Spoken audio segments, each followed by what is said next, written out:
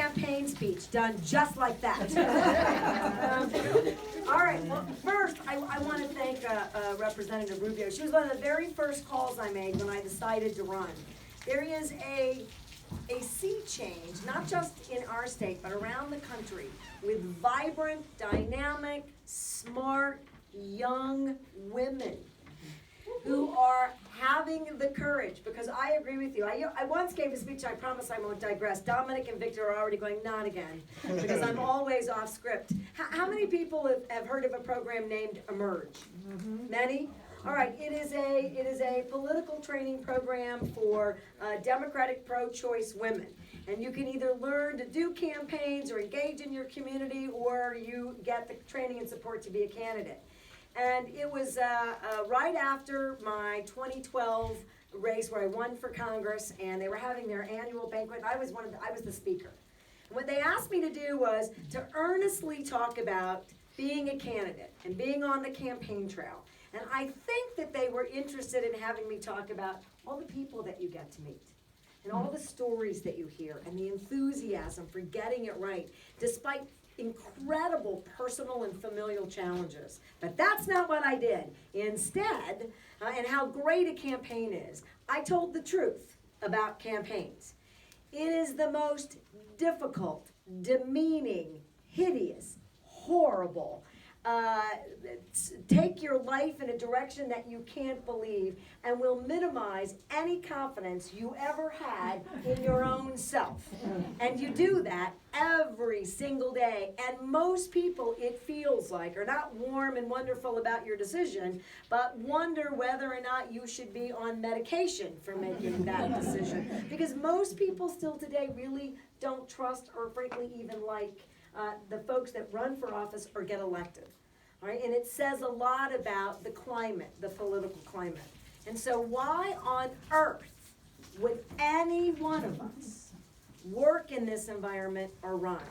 Because every day, no matter, and every one of those things happened to me every single day. At the end of it, I met incredible people.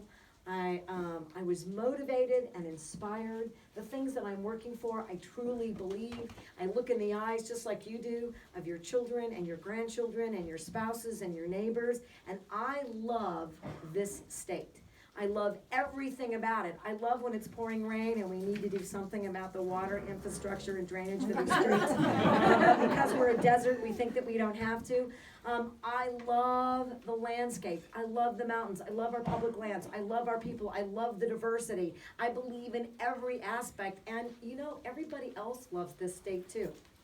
And they really want us to succeed. And all we have to do is to harness that energy, in my opinion, and do it. And it's exactly why I want to run for governor. Now, Angelica just passed her first bill. And you know what? It feels really good when you do that because you think it's easy. And while we didn't pass our bill, Joni, we took on a very controversial behavioral health bill. Well before the behavioral health system was dismantled, and well before enough people really were talking about behavioral health, so there's limited expertise in the session. And nobody said we could win it. She's gonna cry. No one thought. It was funny. Wasn't that fun? Fun. No, it wasn't even that fun. It was kind of. We lost by one vote, 2 years in a row, in a bill that when we first tested it, did it have any support? Even by, it was hard. But she had the courage to take a tough issue that today everybody is talking about. And it's about making sure that when you've got an individual who cannot deal with their mental health issues, that there's a court-appointed program that gets them access to the treatment and the medication that they need. And it's for a very select group. And when nobody in the country was talking about it, Joni was talking about it. She was talking about it in this community, and she had the courage to fight for it. And now it's available in many communities and across the country. We're getting it right so that we don't abridge civil rights, but we don't minimize that people really need that level of care and service in certain circumstances. And so I look around the room and I see a bunch of leaders. I see folks who care about education, who care about healthcare, who care about wages, who care about the environment, who care about careers. I see a bunch of folks who see the injustices at the federal government, and I hope realize and recognize that a governor can do a whole lot about it. So let me just do 3 quick ones. I just got asked about them because today and this week and last week are tough. Governors can determine that gun violence is a public health issue and an epidemic. And we're not going to wait until it is. I see a bill in your future. All right? Because we can study it so we know exactly what to do. And I just said on the radio, while I debate in Congress all the time the Second Amendment, where it is used as, quite frankly, a weapon to prevent productive discourse for change. Each one of us in this room has a constitutional right to feel safe in our communities, every single one of us. And by God, that absolutely extends to the constitutional right to make sure that our children are safe in every single environment, but in particular at school. All right? States can get background checks done, and states can do sensible, reasonable gun safety laws. And we've had some trouble in the New Mexico State Legislature, but it doesn't help when you know that those bills will be vetoed, that there's no support on the 4th floor, and that there's no engagement, and that you've got a governor whose interest was to divide the legislature, not create an environment where the legislature was successful. When Joni Gutierrez was in the legislature and she wanted this behavioral health bill, let me tell you the climate. I was the cabinet secretary for the Department of Health. I got a call from the governor who said, get in the car and drive to the Capitol and come to my office right now. Yes, sir. I got in my car, I drive whatever, I go to the 4th floor, I go into the cabinet room, and there's legislators in there. Go figure. And constituents, the people that we work for, go figure, who are talking about issues that they need addressed. So here's the person whose program it will be. Here are the legislative leaders who will work to get it passed. Here are the constituents who will give us their expertise and their perspective. That's exactly how it should work. You should drive those policies and those responses, and you deserve, so do I, a governor who will sit in the room, who will lead with partners, and will get stuff done. And here's what we can get done. It's just not gun violence, and it's not protecting our public lands, and it's not making sure that we're the clean energy state, and it's not making sure that we have a healthcare system that we design and deliver that is very clear about healthcare as a right and not a privilege. It's not just about wages and economic development and jobs. It's not about investing in public education in many of the ways that you already have, because community schools should be a statewide reform. It shouldn't be unique to one community. It is the design that really deals with the fact that our kids are living in very difficult circumstances that no educator can address by themselves. And to ask them to do that is setting that school and that child and our education system for failure. It's not any of those things. It's all of those things. We don't have to choose. We can have it all. We can decide that this is the cleanest energy state in the country. And we can decide that we can grow small business and be the entrepreneurial capital of the country. And we can decide that our universities have the right kind of investments so that they have centers of excellence, so that they are eligible for national and philanthropic grants. We can decide that we're going to do, I'm looking for that young woman, that we're going to do aerospace. We can decide we're leading in cybersecurity. Why isn't that a huge industry in this state? It doesn't make any sense. It's because we have failed leadership and we didn't use any of our own resources for those investments. And we don't have a ton of money, but it's better. But we have money in places that we've never been willing to use it. And whether that's the land grant permanent fund, and I'm the only candidate who isn't going to tell you that it is easy. It is not going to be easy. But I think we can get a group of bipartisan legislators to figure out a formula that treats it like the endowment fund that it is and gives them control to make sure that we don't lose the corpus or the balance, the foundation of that fund in such extreme ways that they panic and not do investments in early childhood education. Again, it can't be all or nothing. It's a partnership for change, making sure that our investments are getting to the places that we need it. So let's do it all. And I'm going to end with this. I'm guessing I don't totally have to convince you, or you wouldn't be at my office opening. But we're working hard for delegates for tomorrow at the pre-primary convention. I am not Pollyanna about any election. I am living in a world where people, I don't have any idea how they could get elected. And I know that sounds really harsh. But I have people say the most discriminatory and racist things to me. I don't know how they could be elected with that perspective. I don't know how you get elected with hate in your heart. I don't know how you get elected with no vision. I don't know how you get elected by saying that there should be no federal or state government. I don't understand that. We might have differences about priorities, but I don't understand how you get elected like that. I don't understand how we have a president.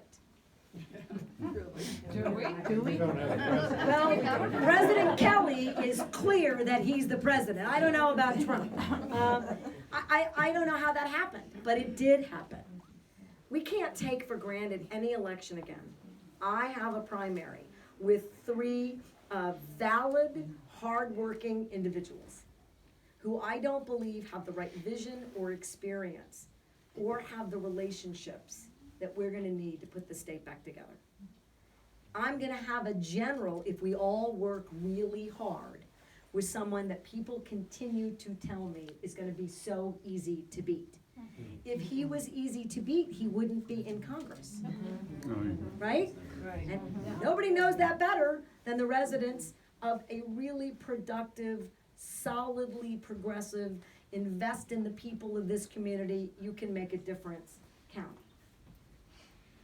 He wouldn't be in Congress over and over again, including when he has to beat an incumbent, if he was easy. He's not going to be easy. And the single biggest risk for candidates is when you have a down economy. Because people at some point lose faith that anyone can make the right investments to make a difference. And people make all these assumptions. Well, I live in Albuquerque, so that must mean that I just want Albuquerque to do well. That I represent Albuquerque, so I think that there should be an I-25 economic investment corridor.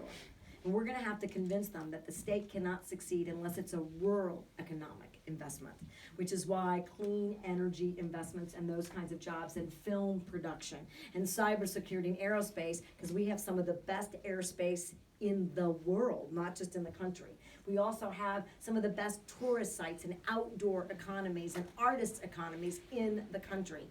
That means that you drive your economic investments out of the I-25 corridor. It can't be an us versus them environment anymore. Like, I was born in Los Alamos, I was raised in Santa Fe, my family were ranchers in Union County. Half my family is still living in a teeny tiny northern community called Romeroville. I want everyone to succeed. It's like asking me to choose between my great uncle and my daughter in Albuquerque. I'm not choosing, I like them all. We can do that in New Mexico. We can just choose that we're all worth it. So thank you for being here tonight. I hope that it shows that I'm incredibly excited. I'm gonna keep fighting for those dreamers in DC, and maybe I'll end with this. We're gonna win something. I'm not gonna mislead you. I was very depressed and upset, and okay, let's just call it a spade a spade. I was really angry at the Senate.